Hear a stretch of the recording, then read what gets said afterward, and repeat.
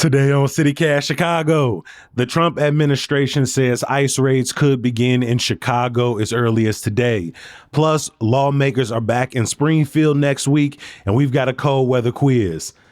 Joining me to break it all down, executive producer Simone Alisea is in the building.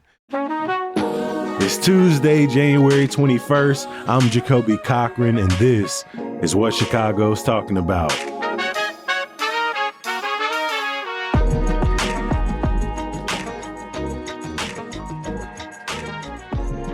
Morning, Simone. How you feeling today, my friend?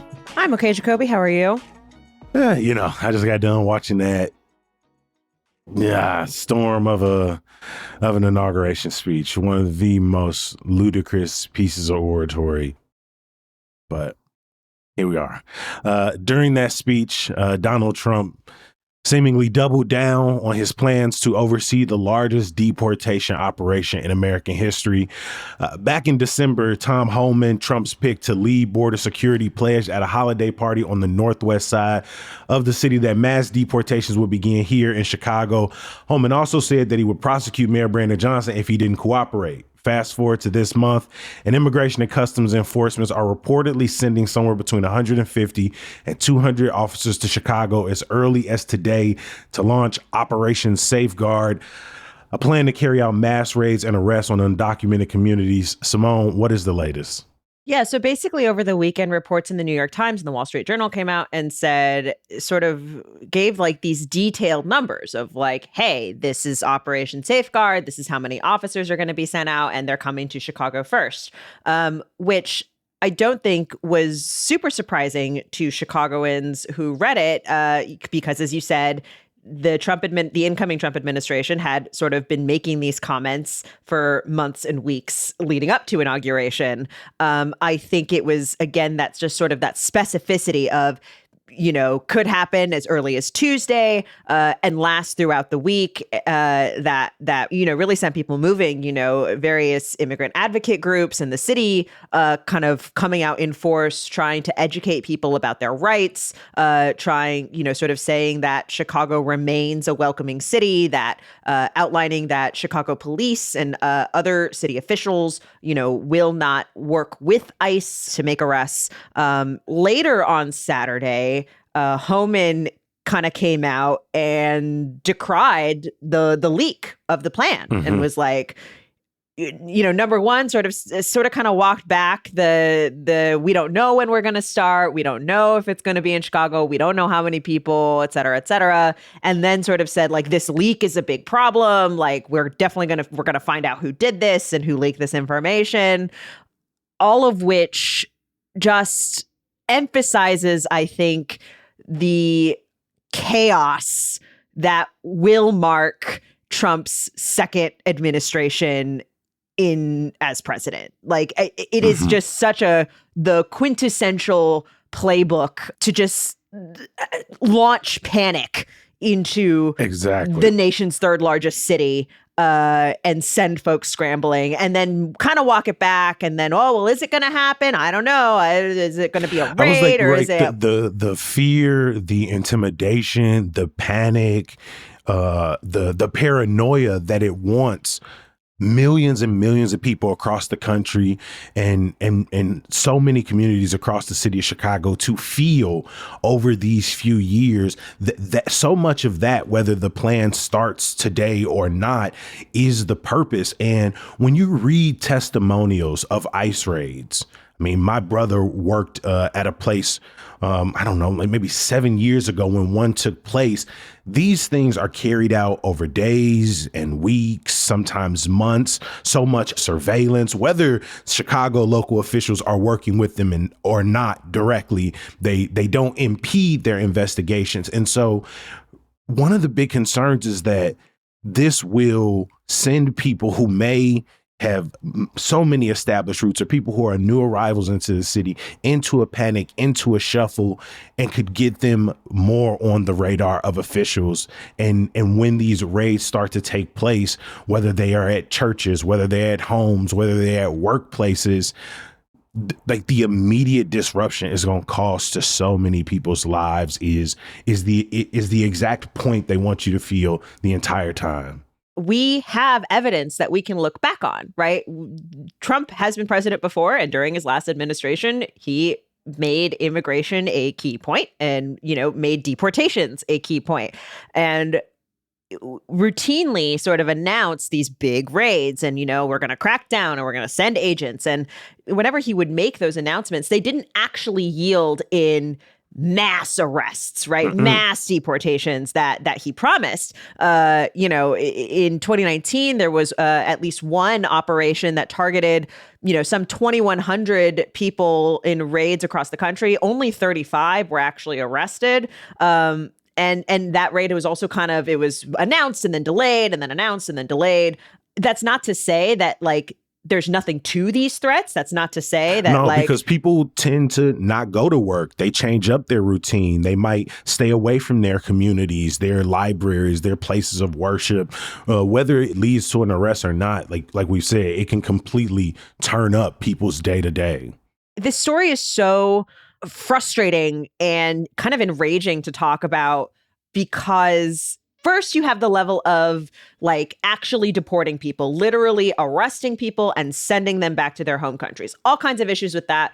Especially if you're talking about somebody who has been in the country for a really long time. If we remember, again, during Trump's last administration, children, youths in particular, families were separated. That gets us to sort of the next issue of even if people aren't deported, they aren't sent back to their home countries. You get to the issues of detention, of, this is essentially a jail, a prison where people are held as these proceedings take place, which gets us to our other third problem, which is sort of a judicial, legal, bureaucratic problem. Our immigration courts are already backed up. We already have they're already overwhelmed. If you walk through all three of those, ICE only has 6,000 agents, and they're talking about deporting hundreds of thousands, potentially millions. Talk about detention. Congress only has about 43,000 beds for individuals who are being detained, potentially for deportation.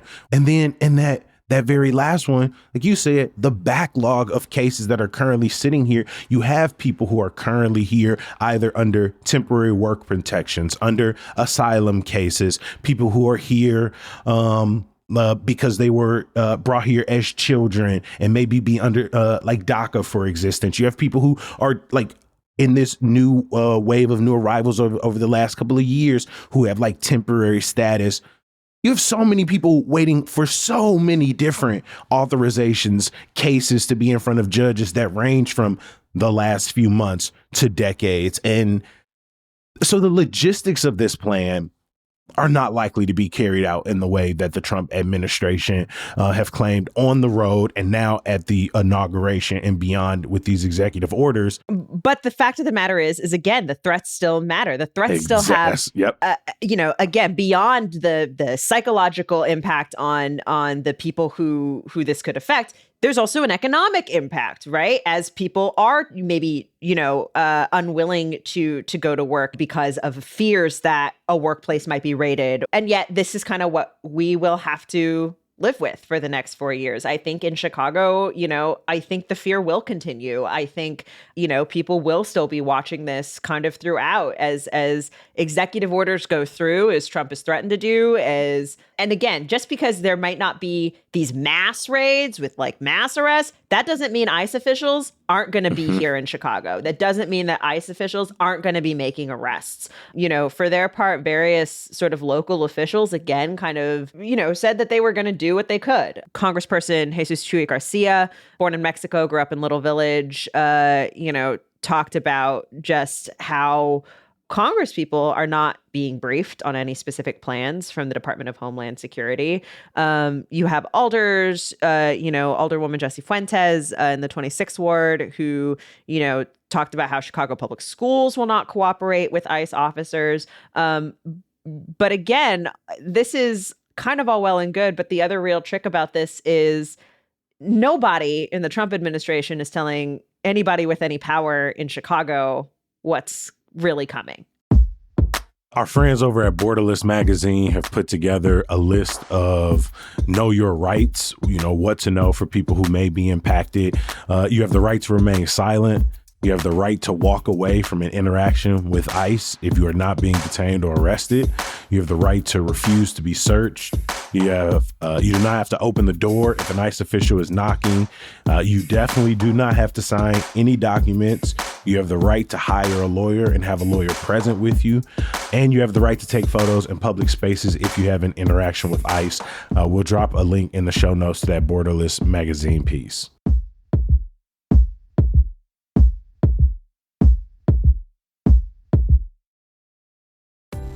Do you plan your vacations based on whether you can speak the local language? With Babbel, language no longer has to be the barrier. I'm David Plotz, the CEO of CityCast, and I went to Mexico City a couple of years ago with my girlfriend, who's a native Spanish speaker, so I just let her do all the talking, like all of it. I adored the city, and now I'm going to go back in a couple of months, but with my college roommates, who are a bunch of middle-aged men, none of us Spanish speakers. When I was younger, I might not have been bold enough to do that, but now I'm not anxious because Babbel has me covered. Thanks to Babbel, I know how to order a taxi, how to give directions, how to order in a restaurant, all the small and useful bits of language that make international travel easier. Babbel's quick 10-minute lessons, handcrafted by over 200 language experts, get you to begin speaking your new language in 3 weeks or whatever pace you choose. And because conversing is the key to really understanding each other in a new language, Babbel is designed using practical, real-world conversations, especially of the sort you need while traveling. Food, how to get places. Babbel's tips and tools are inspired by the real-life stuff you actually need when communicating. With a focus on conversation, you'll be ready to talk wherever you go.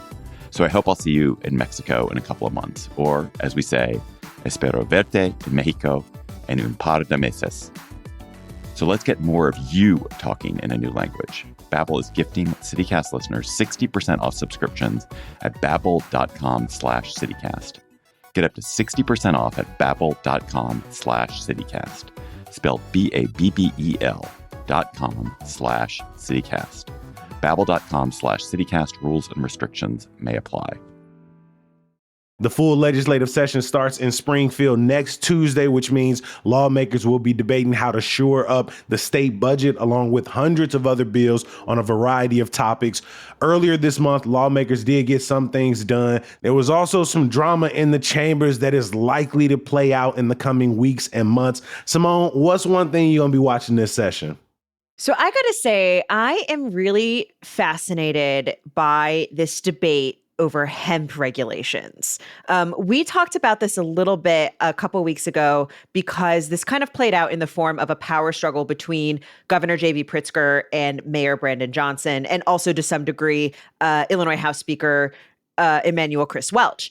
And basically kind of the debate here is Pritzker really wants the state to start regulating these hemp businesses, that sort of Delta 8, Delta 10, these products that you see in smoke shops, corner stores, that are different and treated different legally from legalized cannabis, and has so far not had very many regulations on these products at all. In many ways, the products are sold to look almost identical to the type of products you would find in dispensary. They're in similar jars or containers. They utilize similar imagery. Of course, they mark themselves as Delta 8, maybe a CBD, for example, but you can find gummies and products, and in some cases, things that look exactly like weed nugs. The flip side of it is it still says, often in big letters, THC, which is the component that gets you high in weed, right? That's the thing. And they are sort of out and available at these shops. Whereas if you've ever been to a dispensary in Illinois, you know that you've got to go through a couple ID checks. Everything's behind glass. Mm-hmm. You know, it is so different from just walking into a corner store and just picking up some gummies. And J.B. Pritzker and other advocates have said that the state should be putting regulations on this kind of as like a safety issue, you know, particularly as these products may be marketed toward young folks, right? You don't have to be 21 to go into a smoke shop. And certainly, I think there are probably lots of places where if you are even younger than 18, you might have access to these products. But the sort of flip side of that is if there is regulation and taxation on these products, who's going to benefit from that revenue, right? And the Mayor Brandon Johnson, there have been sort of similar conversations about regulation within the city of Chicago. And Mayor Brandon Johnson sort of wants to keep that door open for the city to be able to make those choices about regulation and taxation. Less banning, more taxing. Johnson floated a plan. Is it in the forthcoming budget, or was it one of the suggestions he made during budget season?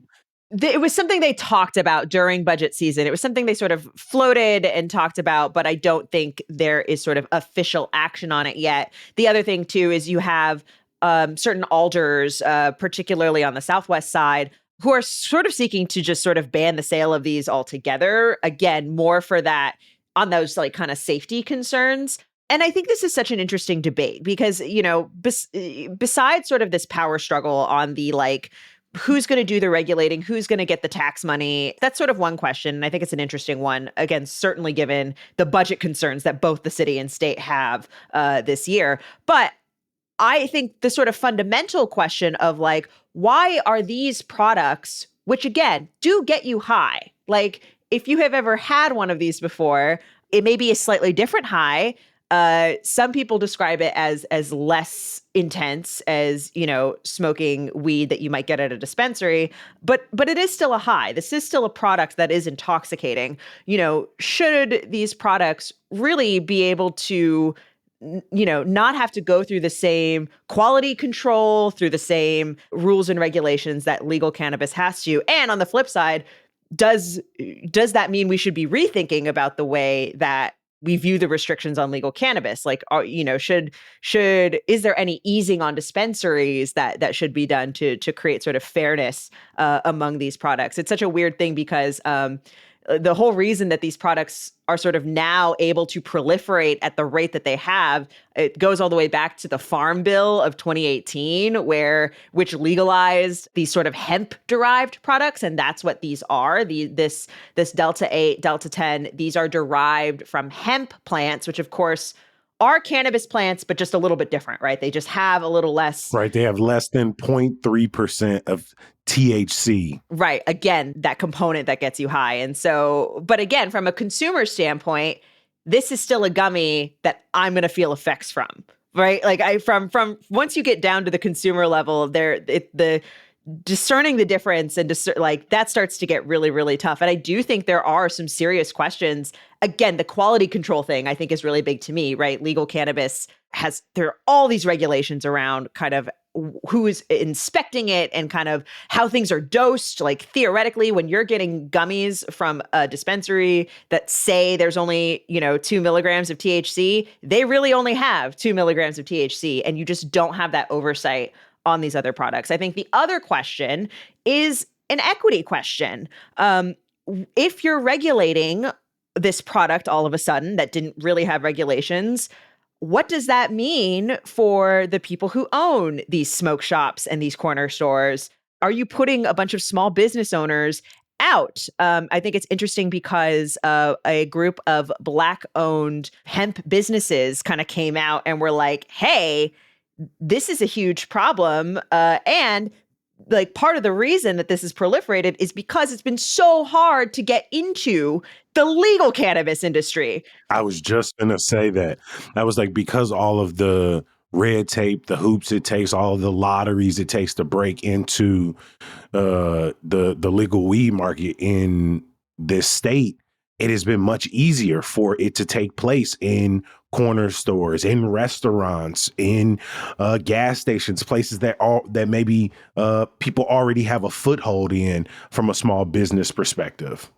All of this is playing out, and you're starting to see that play out in the dollars. Yep. You have the legal recreational cannabis industry, which really, they want regulations on the hemp industry. I ain't trying to compete with corner store gummies if I'm them. And they've certainly already been lobbying in Springfield and in legislatures across the country. They already sort of have a pretty developed lobbying arm. But you also have these hemp businesses that are like, hey, Like, this is what the federal government said. The federal government, like, they said this was legal. And so, like, who are you to sort of come bring the hammer down on us? Like, take it up with the federal government if, you know, you want this stuff to make any kind of sense at all. And when you follow those campaign contributions, you know, House Speaker Welch, who was a part of blocking this vote, there's a couple $1,000s there. LaShawn Ford and Theresa Ma, who had proposed a more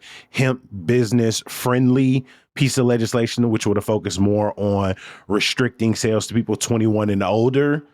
LaShawn Ford got $5,000. Theresa Ma's campaign, $2,000. And so, you know, again, that's not a ton of money when we're talking about campaign contributions, but the lobbying arm is growing. You can follow the campaign contribution dollars. And obviously, it hasn't been as easy a legislative process for all of these factors that we've talked about.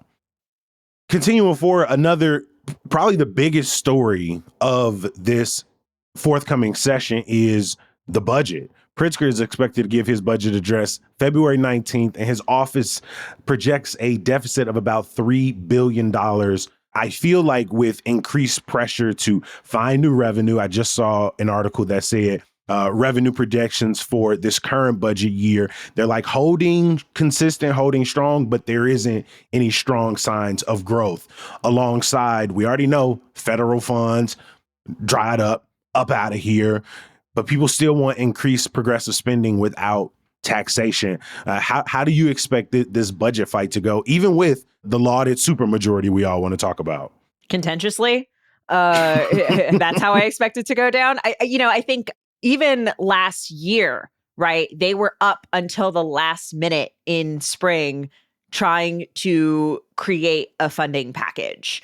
And there was a lot of resistance to the sort of the revenue package and the and new taxes in particular, right? If you think Chicagoans, you know, don't want their property taxes raised, don't want new taxes, don't want new fees, I don't think the rest of Illinois is certainly not gonna want that either. And this is sort of the fundamental question in public financing pretty much across the board.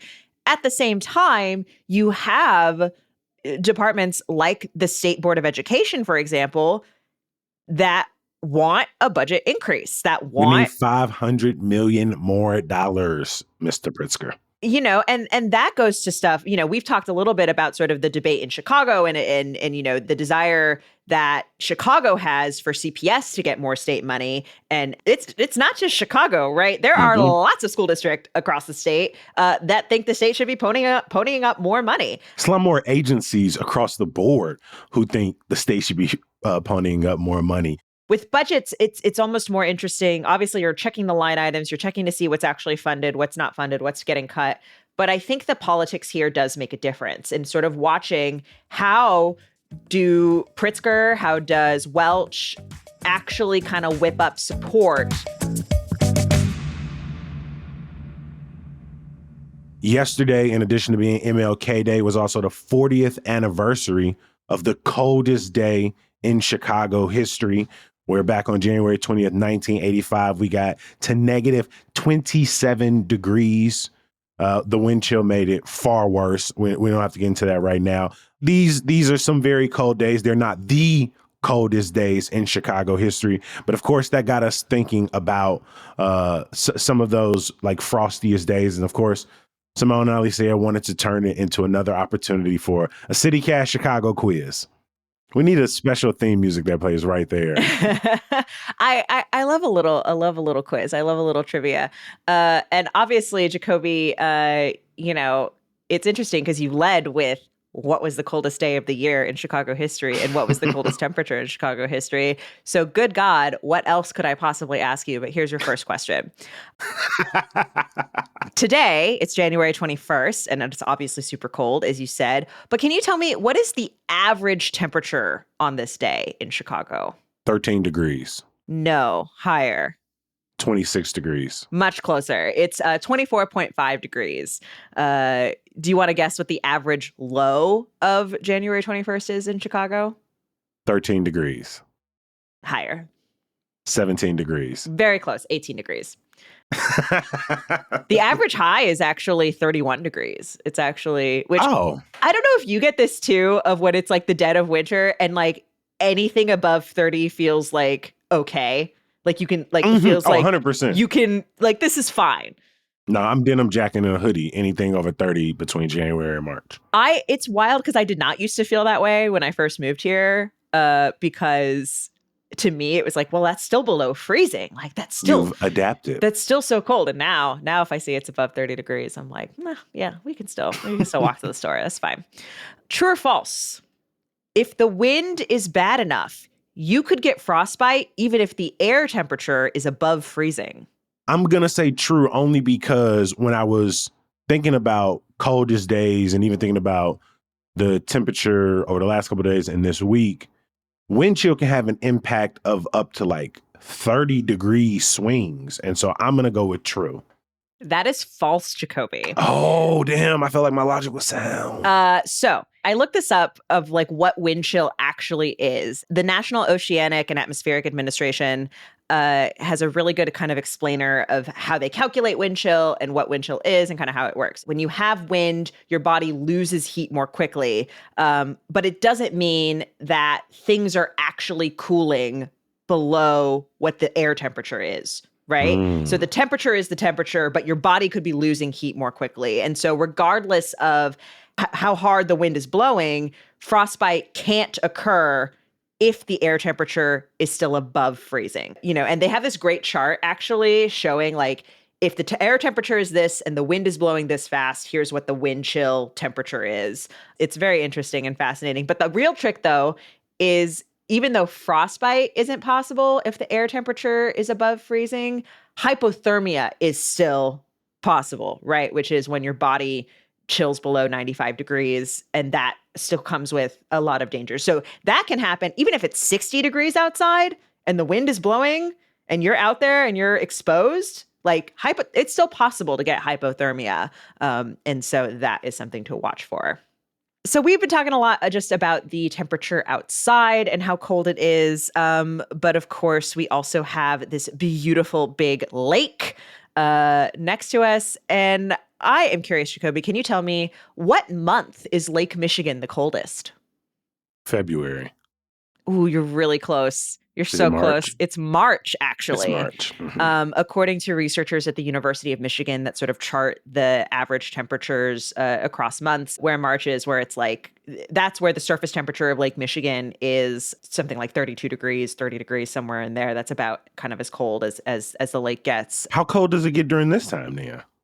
Like if it's sub-zero outside, how cold is the lake? It's not much warmer right now. I mean, you're looking at like just under 40 something degrees Fahrenheit, which like for water, that's very, very cold. Like that's the other trick too, is like when we're talking about 40 degrees in the air versus 40 degrees in the water, there's a big difference for sure. in how that feels to the human body. Like it's obviously the warmest around like August, September. Another lake question for you, and my last question here. True or false? Lake Michigan has never completely frozen over. False. That one was true. But since we were keeping records, at the very least, it never frozen over, but it has achieved 90% coverage 5 times since the 1800s. Can you tell me the most recent time it achieved 90% coverage of ice? 1987. It's way more recent. Oh, 2019. Not that recent. 2013, 2014. Yeah, I went from 87, where I know we got 27-degree day, to 2019, where we almost set a record because with wind chill, it was like something like -50. Yeah. Which there was, I think, as I recall, a polar vortex that year as well, really cold weather system that had moved through. But yeah, as you point out, the way these systems affect the lake, the way the lake affects these systems, it all kind of depends. But yeah, that's my little cold weather quiz for you. Join me in thanking our executive producer, Simone Alisea. As always, it's good to have you on, my friend. Hey, thanks, Jacoby.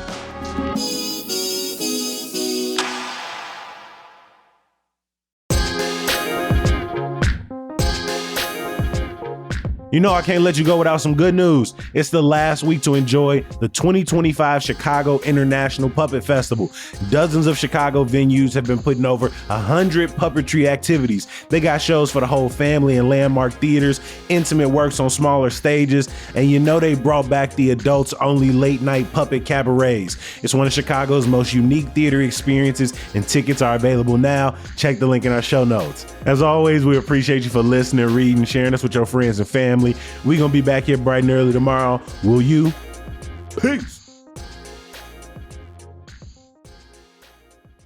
That wasn't rhetorical. You going to be back?